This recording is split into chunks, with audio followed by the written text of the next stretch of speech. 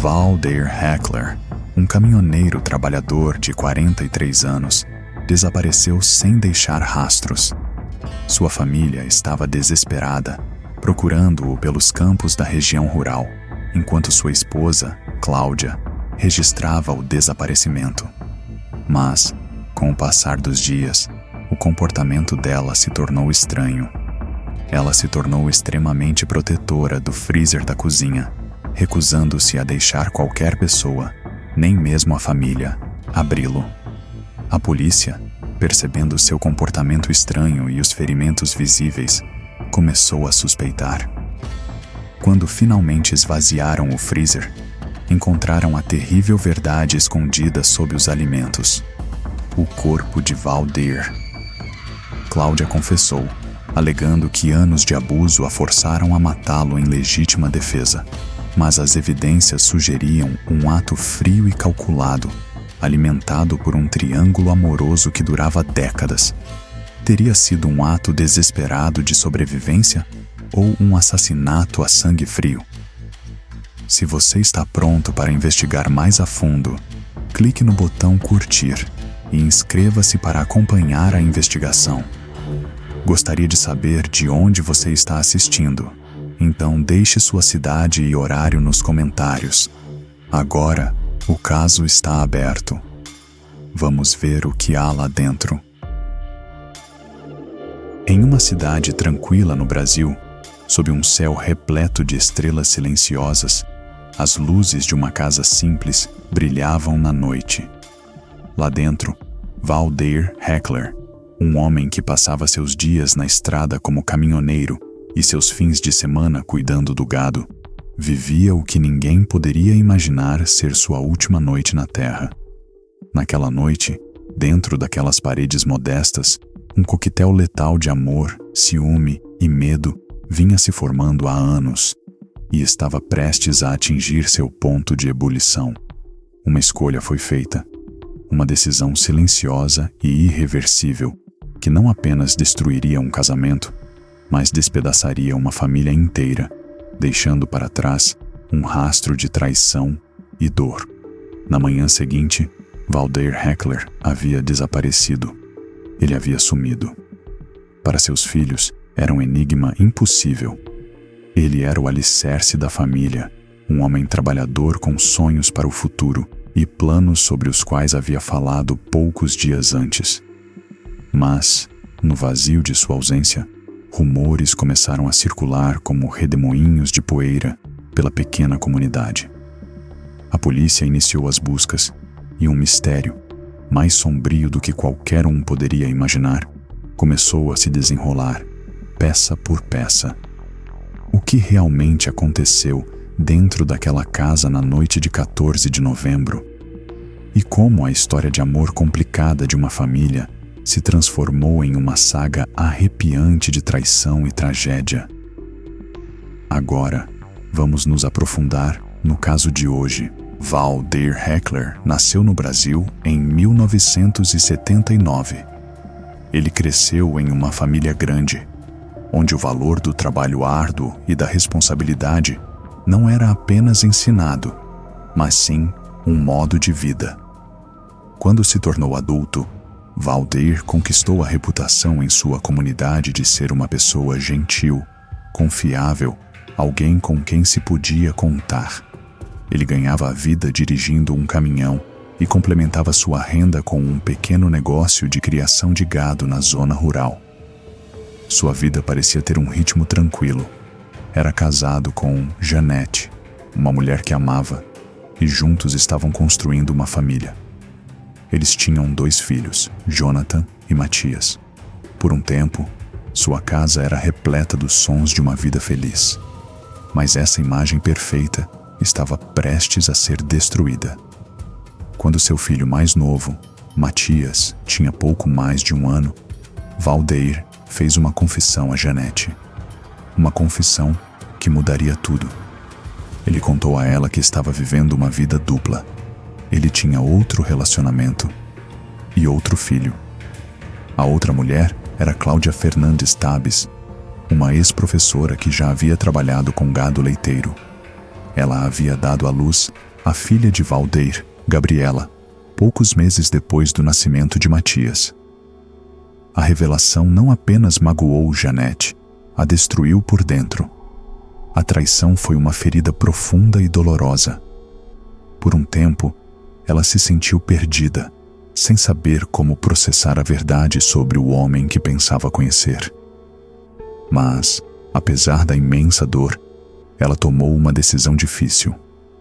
Decidiu não pedir o divórcio, apegando-se à frágil esperança de que um dia Valdeir se desvencilharia de sua outra vida e retornaria completamente para a família, para o lar deles. Enquanto isso, Valdeir foi morar com Cláudia por um tempo, para ajudar a cuidar da filha recém-nascida. Cláudia abandonou o emprego de professora, dedicando-se completamente à criação de Gabriela. A situação tornou-se cada vez mais complicada e intrincada, pois um vínculo inocente e inesperado começou a se formar entre as próprias crianças. À medida que Gabriela crescia, ela visitava frequentemente seus meio-irmãos, Jonathan e Matias. Eles brincavam juntos, forjando as conexões simples e puras de irmãos, um contraste gritante e doloroso com a tensão latente entre os adultos que governavam suas vidas. Para Janete, porém, a vida tornou-se uma batalha diária pela paz. Cláudia, aparentemente, recusava-se a lhes dar qualquer trégua. Ela se tornou uma presença assustadora. Ela os seguia pelas ruas, seu carro uma sombra constante no retrovisor. Ela espionava seus movimentos, transformando a rotina diária em um exercício constante de ansiedade. Nem mesmo as reuniões familiares sagradas estavam a salvo. A presença de Cláudia pairava sobre eles, como uma nuvem de tempestade em um dia ensolarado. Em uma ocasião, Valdeir estava levando Janete e seus filhos para a festa de aniversário da mãe dela. De repente, o carro de Cláudia apareceu atrás deles, seguindo-os tão de perto que eles podiam sentir os olhos dela sobre eles.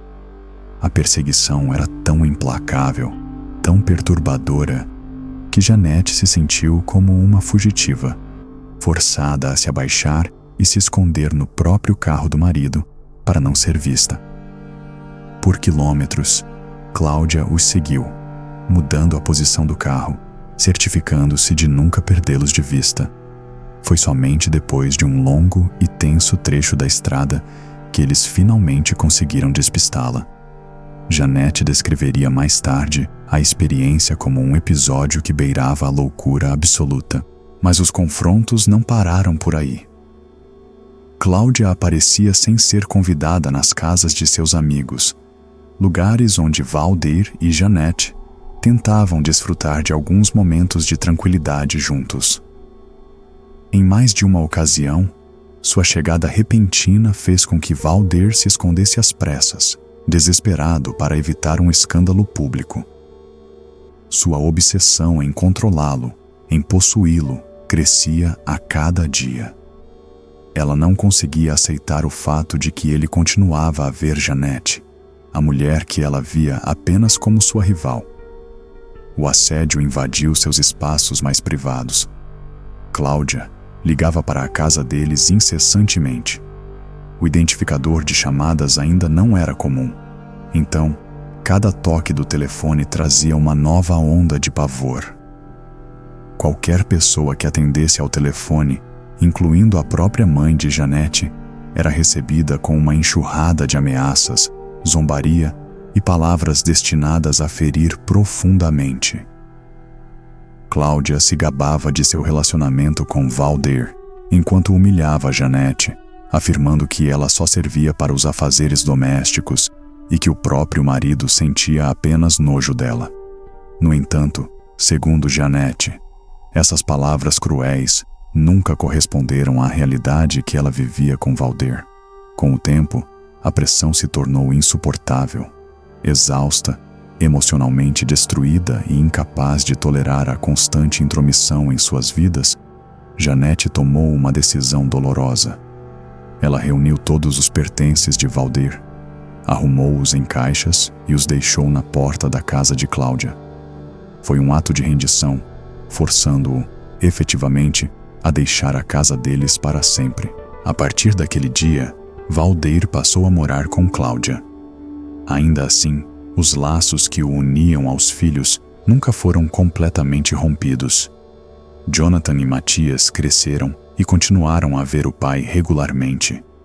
Compartilhavam passeios, refeições em família e momentos que, à primeira vista, pareciam perfeitamente normais. Uma frágil sensação de normalidade construída sobre anos de turbulência. A própria Janete os visitava de vez em quando e, embora as circunstâncias fossem sempre tensas, Valdeir sempre a tratava com respeito. Ele continuou a prover para os filhos, tanto financeiramente quanto emocionalmente, garantindo que nunca se sentissem abandonados. Com o passar dos anos, essa família fragmentada encontrou um equilíbrio delicado e precário. Em alguns fins de semana, eles chegavam a se reunir para churrascos e comemorações. Nesses momentos, o espírito jovial de Valdeir iluminava o ambiente. Ele era conhecido por seu bom humor, sua risada fácil e parecia trazer alegria aonde quer que fosse. Jonathan acabou construindo sua própria família e, assim como seu irmão mais novo, fazia questão de visitar o pai cerca de uma vez por mês.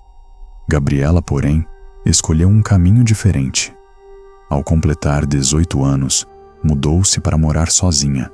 Seu vínculo com o pai se distanciou com o tempo, embora ela permanecesse extremamente próxima da mãe, Cláudia. Em meados de 2022, após décadas de complicações, Valdeir e Cláudia finalmente formalizaram seu relacionamento. Eles se casaram. Nessa mesma época, Valdeir estava lidando com outra mudança profunda em sua vida: a morte de seu próprio pai.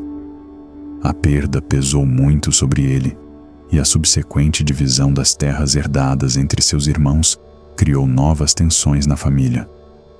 Parte de seus bens e dinheiro não estavam diretamente em seu nome, mas eram administrados por seus filhos e alguns amigos próximos. Apesar dessas dificuldades, Valdeir mantinha uma renda estável.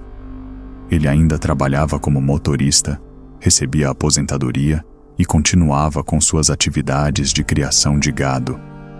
Ele sonhava em investir sua herança em mais terras, em construir algo duradouro para garantir o futuro de seus filhos. No início de novembro de 2022, Jonathan, sua esposa e seus 3 filhos pequenos visitaram a casa onde Valdeir agora morava com Cláudia. Apesar da profunda e persistente desconfiança de Jonathan em relação à nova esposa de seu pai, que ele sempre considerou rígida e controladora, ele manteve as interações com ela cordiais. Ele optou por não evitá-la, mas sim por estar presente nesses momentos familiares, por mais tensos que fossem. Naquele fim de semana, alguns amigos do casal também se juntaram à reunião. A atmosfera parecia calma, quase enganosamente normal. A família riu junta, comeu junta e compartilhou histórias até tarde da noite. O ambiente era tão confortável que Jonathan e sua família decidiram passar a noite lá. Mas na semana seguinte, algo parecia errado. Jonathan e Matias perceberam que o pai havia ficado estranhamente silencioso.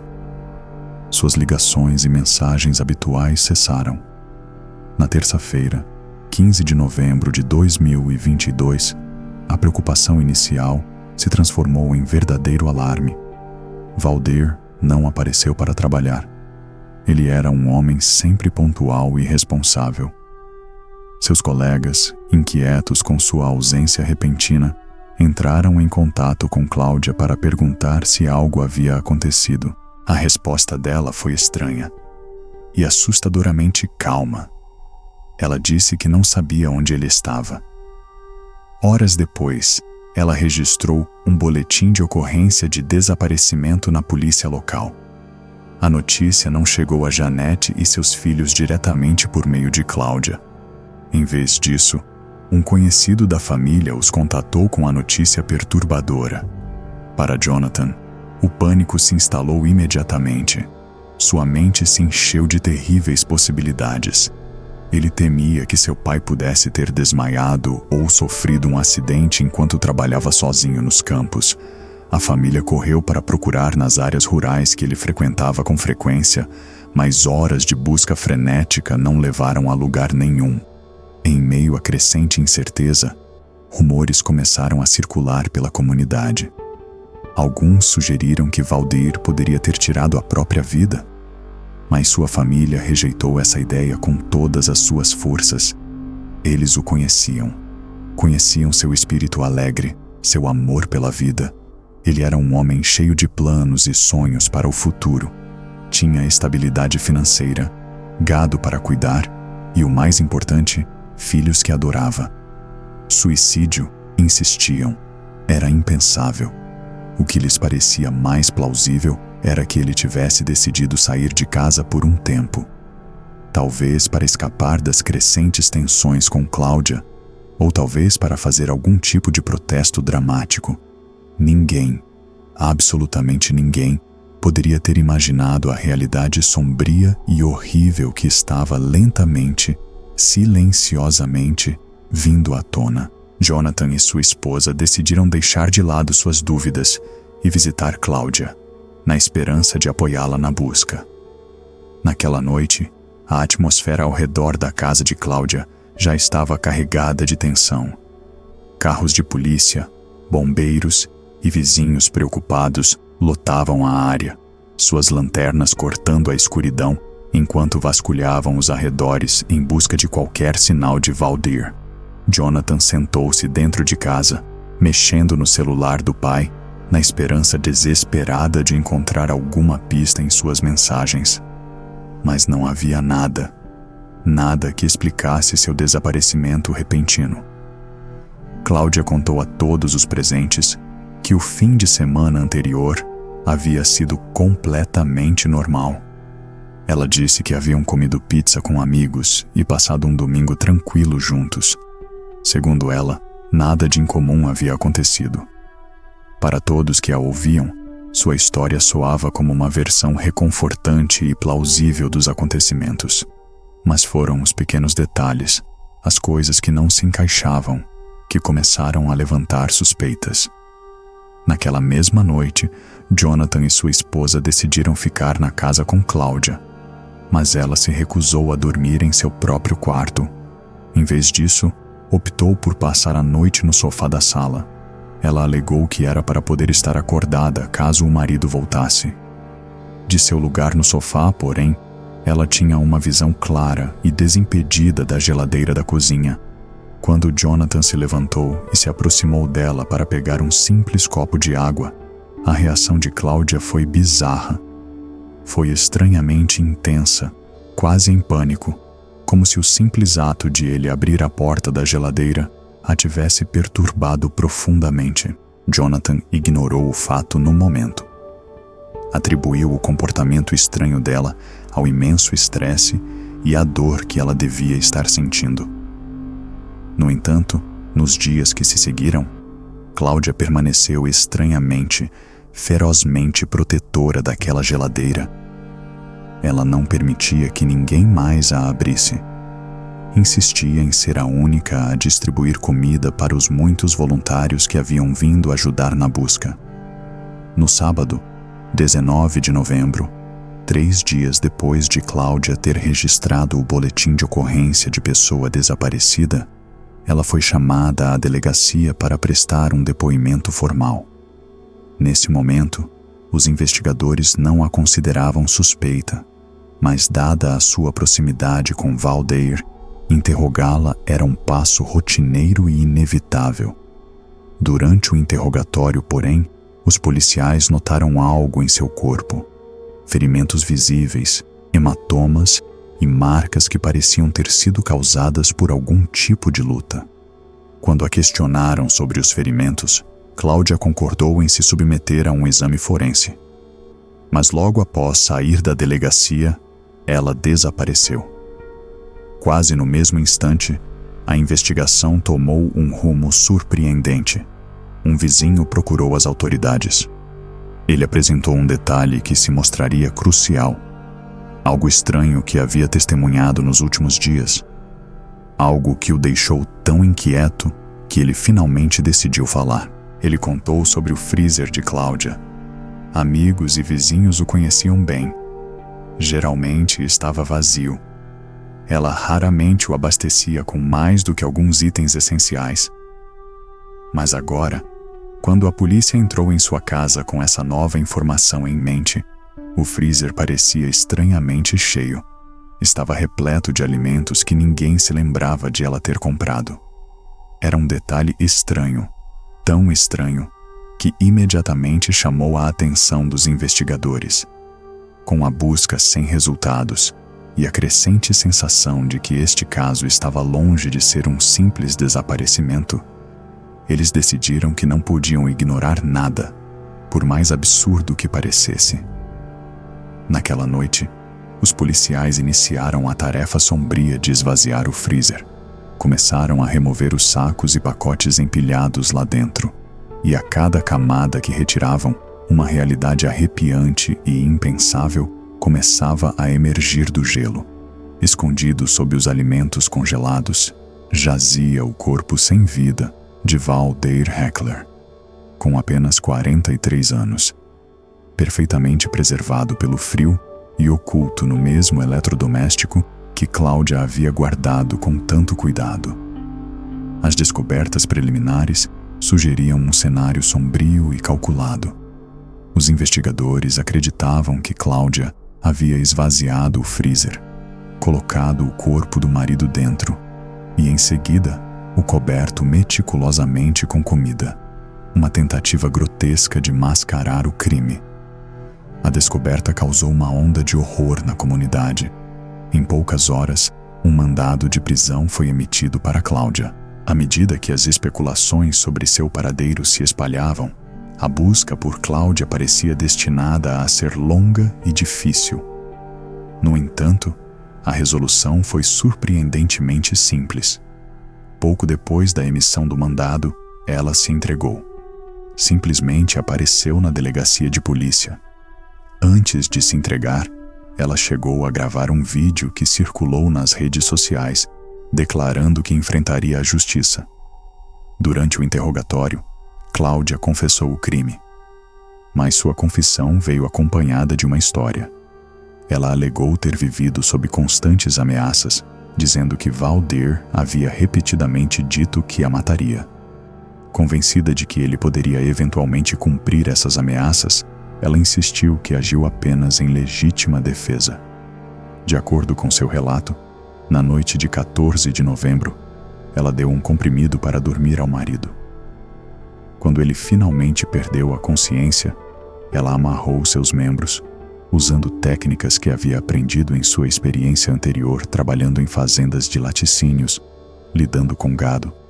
Ela disse que em certo momento hesitou, sentindo o peso total do que estava prestes a fazer.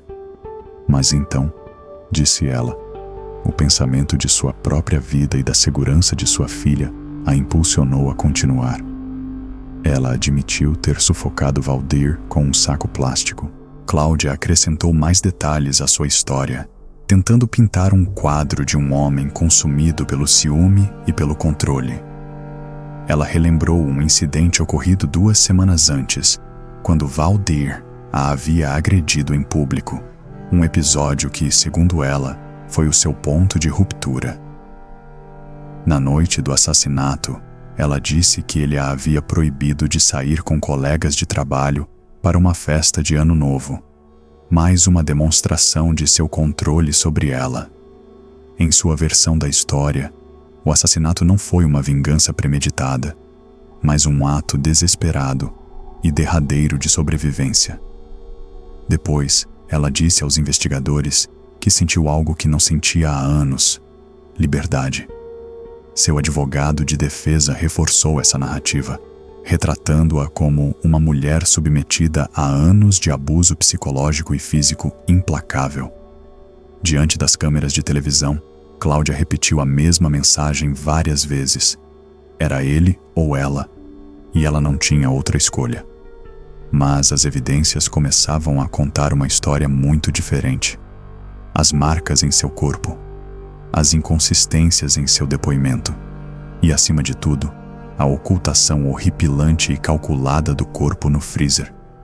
Tudo isso pintava um quadro muito mais sinistro. As autoridades acusaram Cláudia, então com 40 anos, de homicídio qualificado, ocultação de cadáver e falso testemunho.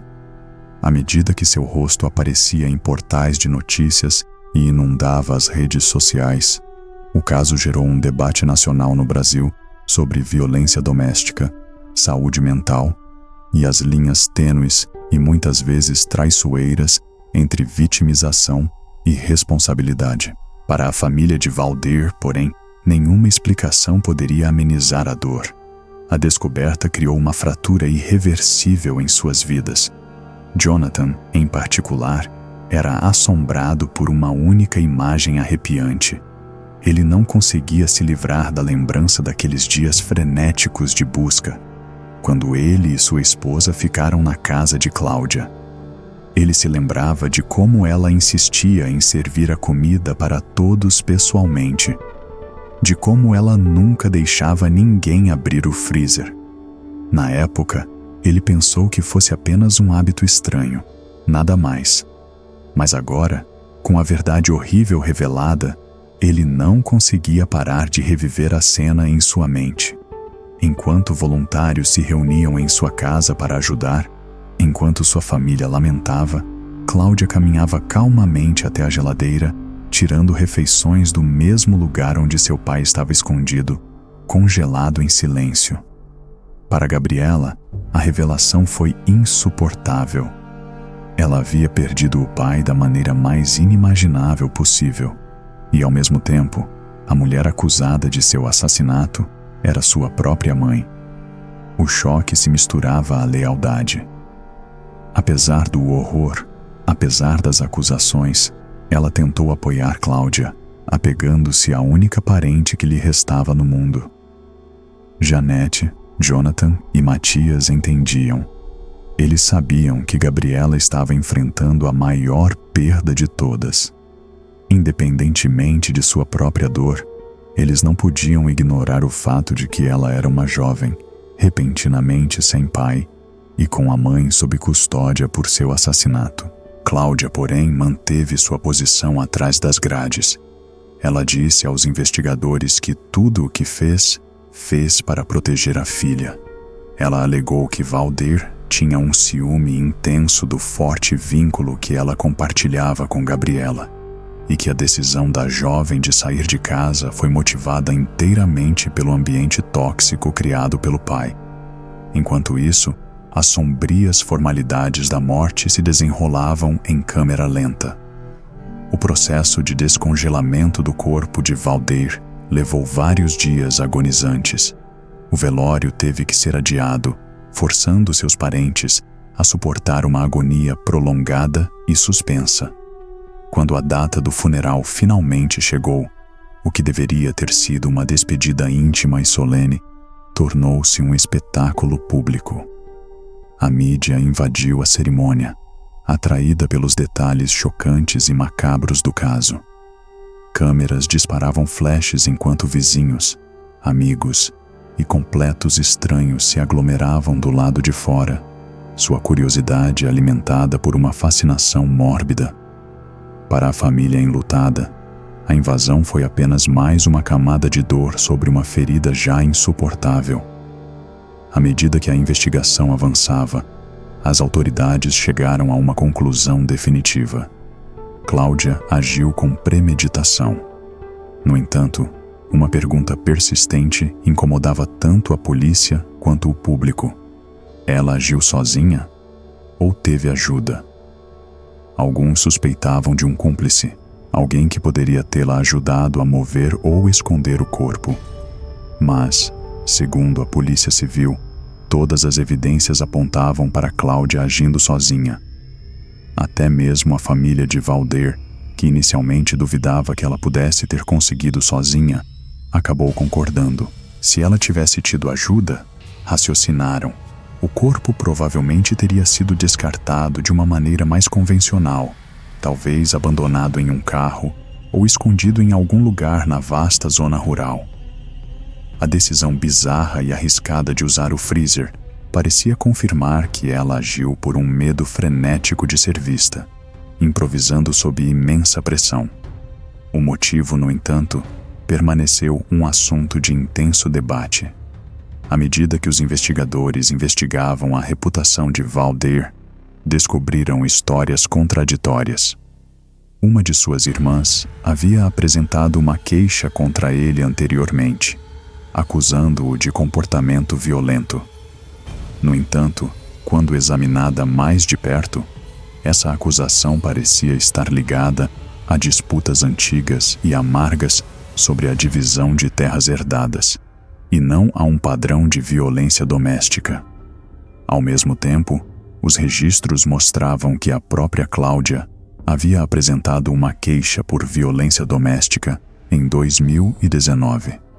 Esse incidente, segundo relatos, ocorreu durante uma discussão acalorada sobre o desejo de Gabriela de sair de casa e estudar em outra cidade, uma decisão à qual seu pai se opunha fortemente. Cláudia ajudou a filha a se mudar sem a permissão de Valdir. E quando ele voltou para casa e descobriu o que havia acontecido, as tensões explodiram.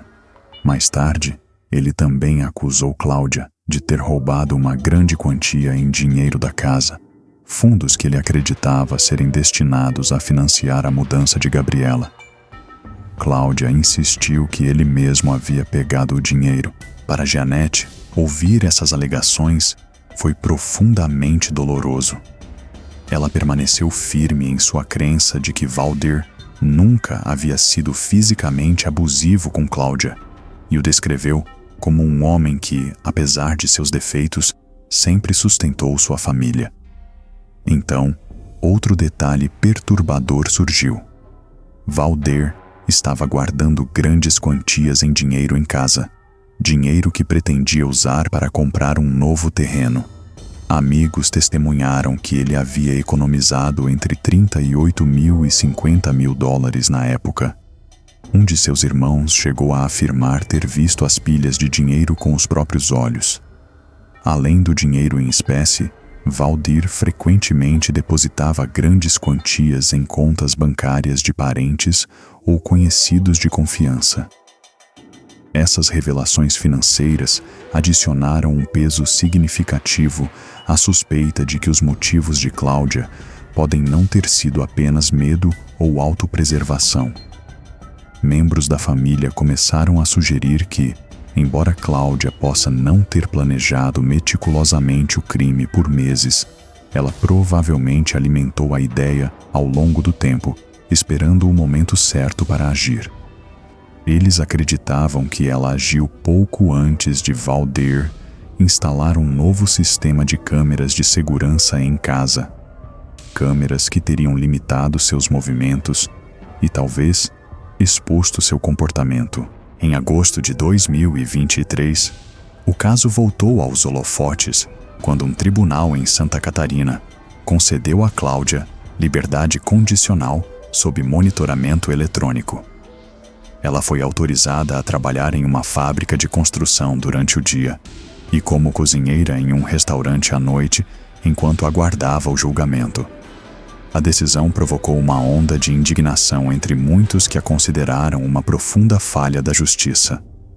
Logo depois, porém, o Superior Tribunal de Justiça anulou a decisão, citando a extrema gravidade do crime, a ocultação a sangue frio do corpo e sua tentativa deliberada de enganar os investigadores. Cláudia foi novamente colocada em prisão preventiva. Seu advogado, inabalável, continuou a defendê-la sob um acordo de honorários condicionados, prometendo receber seus honorários somente se ela fosse absolvida.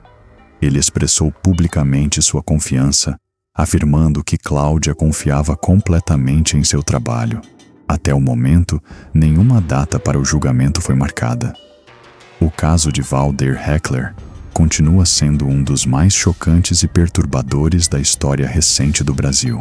Para os entes queridos de Valdir, a tragédia deixou uma cicatriz profunda e permanente. O homem que amavam, o homem em quem confiavam, se foi, sua vida roubada e seu corpo escondido em um lugar que ninguém jamais poderia imaginar. E a mulher que alegava amá-lo mais do que ninguém, a mulher que compartilhava sua casa, estava sendo acusada de tirar sua vida da maneira mais fria possível. E assim, a pergunta final paira no ar. Cláudia era realmente uma vítima, uma mulher levada ao limite por anos de abuso?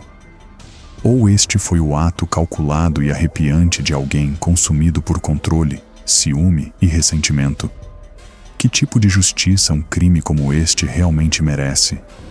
E será que uma família enlutada e uma nação inteira algum dia verão essa justiça ser feita? Bem, isso conclui o vídeo de hoje. Quero agradecer muito a todos que assistiram a esta história até o fim. Gostaria muito de saber a opinião de vocês sobre este vídeo nos comentários. E por favor, não se esqueçam de se inscrever no meu canal. Gostaria também de agradecer especialmente a todos que doaram e apoiaram este trabalho.